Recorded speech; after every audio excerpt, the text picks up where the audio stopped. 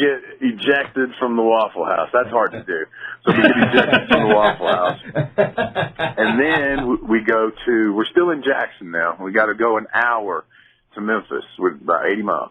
So then we go to the convenience store, get some beer. So I'm in the passenger seat, Jamie's in the driver's seat, and the girl's in the back. I got a 12-pack of beer at my feet.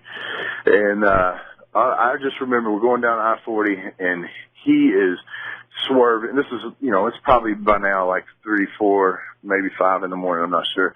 And there's no traffic. And Jamie's swerving from one side of the interstate to the other.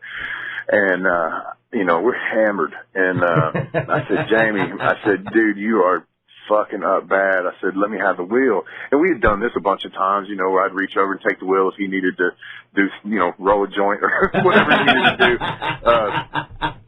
And that's how we rolled back then. Like I said, I ain't proud of all this, man. But anyway, it makes for great stories, though, man. Yeah. So at any rate, so I reach over and I grab the wheel. Well, Jamie, he had his foot on the gas and he went to sleep, and I didn't really realize that. So I'm driving, and I got my left hand on the steering wheel. I got my right hand over my right eye because I can't see very well. So.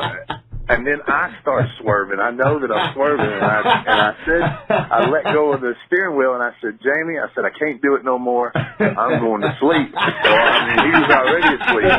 So I laid over to my right and put my head on the window there, and I went to sleep. So the next thing we know is, bam, we hit something.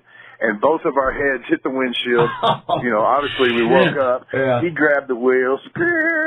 We peel out, skidding into the median. And we land in the median, right? So thank God what we hit was another vehicle. Thank God it was something going in our direction. Had we hit a stationary object or, oncoming traffic, it'll kill us. Probably. Oh, yeah, you've been dead, yeah. Yeah, so we ass-ended these old ladies. Which wasn't the first time you and Jamie did that, by the way.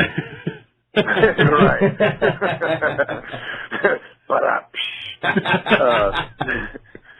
So they pull over where we're skid out in the median, right? So, okay, I told you I had all that beer at my feet, so I'm panicking. I know the cops are coming, so I start grabbing that beer, and I'm chunking it, man. I'm humming it as far as I can. I'm trying to throw it into the woods across the interstate. But apparently, I threw it all around the car. I was a little off on my judgment, I guess.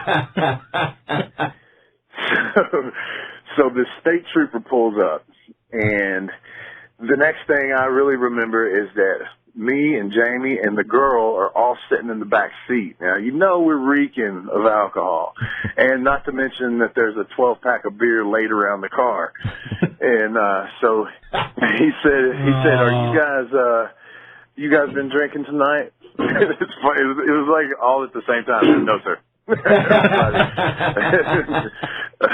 Right. So anyway, he doesn't say anything. He just writes something down.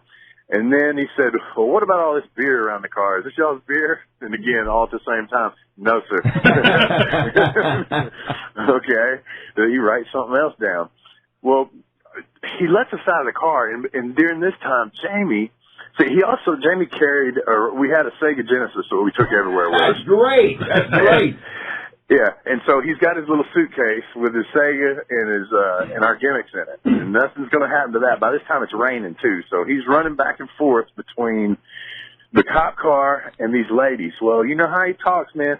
Somehow he convinced these old women that if they would wait and go to the doctor the next day, that it would be cheaper on their insurance as opposed to letting the ambulance come get them. Okay?